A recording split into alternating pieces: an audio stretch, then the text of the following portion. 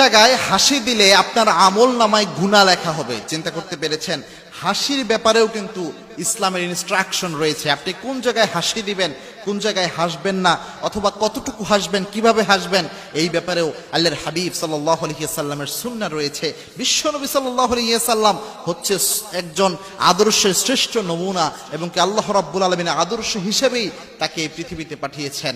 আল্লাহ রাব্বুল আলামিন নিজেই জানিয়েছেন সূরা আহজাবের 21 নম্বর আয়াত, লাকাদ কানা লাকুম ফি রাসূলিল্লাহি উসওয়াতুন হাসানা, আমি আমার বিশ্বনবীর চরিত্রে তোমাদের জন্য রেখে দিয়েছি উত্তম আদর্শ।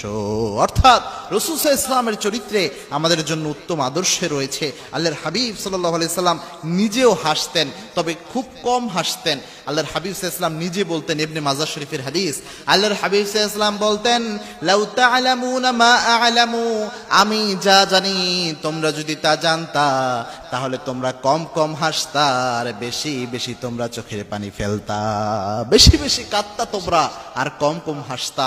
আল্লাহ রাব্বুল আলামিন নিজেও শিখিয়েছেন, ফালিয়াদহাকু কলিলান ওয়া ইয়াবকু কাসীরা, অর্থাৎ অল্প হাসো আর বেশি বেশি কাঁদো। তবে বিশ্বনবী সাল্লাল্লাহু আলাইহি ওয়াসাল্লামের সুন্নাহ ছিল কিন্তু মুচকি হাসা। আল্লাহর হাবিব মুচকি হাসতেন।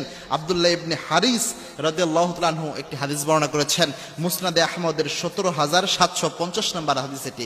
তিনি বলছেন, মা রাআইতু আহাদান আকসারা তাবাসসুমা, আমি আমার জীবনে আল্লাহর হাবিব সাল্লাল্লাহু আলাইহি ওয়াসাল্লামের চেয়ে এত বেশি কাউকে মুচকি হাসতে দেখি নাই। বিশ্বনবীর সব সময় মুখের মধ্যে মুচকি হাসি লেগে থাকতো, এবং কি আল্লাহর হাবিব সাল্লাল্লাহু আলাইহি ওয়াসাল্লাম বলতেন যে তুমি তোমার ভাইয়ের জন্য মুচকি হাসি দিবা, এটাও একটা চ্যারিটি, এটাও একটা সদকার সওয়াব হয়ে যায় তোমার আমলনামায়। তবে 3 জায়গায় বিশেষত হাসা যাবে না, হাসলে আপনার আমলনামায় গুনাহ লেখা হবে। তার মধ্যে নাম্বার 1 হচ্ছে নামাজের মধ্যে যদি কেউ হেসে দেয় তাহলে আমলনামায় মারাত্মক গুনাহ হয়, এবং কি নামাজের মধ্যে অট্ট হাসি দিলে আপনার ওযু ভেঙে যায়। সব মুহাদ্দিসরা, সব মুফতিরা এই ক্ষেত্রে একমত, নামাজের মধ্যে যদি আপনি দাঁত বাইর করে অট্ট হাসি দেন আপনার ওযু ভেঙে যাবে।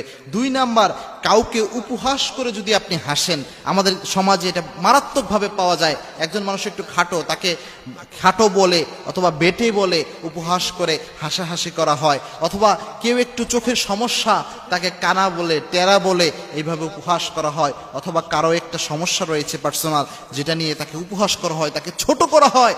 এরকম কোনো কিছু নিয়ে যদি কাউকে উপহাস করা হয় তাহলেও আপনার আমলনামায় গুনাহ লেখা হবে। এবং কি এটা খুব মারাত্মক।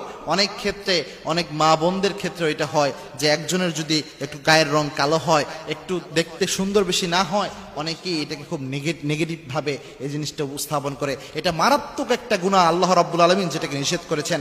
3 নাম্বার হচ্ছে কোনো ইবাদতকে নিয়ে যদি আপনি হাসি ঠাট্টা করেন। দেখবেন বর্তমান সমাজের অনেক যুবক রয়েছে যারা ভিডিও মেকিং করে, এবং কি নামাজের বিভিন্ন ভিডিও মেকিং করে, যখন নামাজ পড়তেছে বন্ধুর সাথে দুষ্টামি করতেছে, এরকম বহু ভিডিও, হাসাহাসিমূলক ভিডিও তৈরি করে।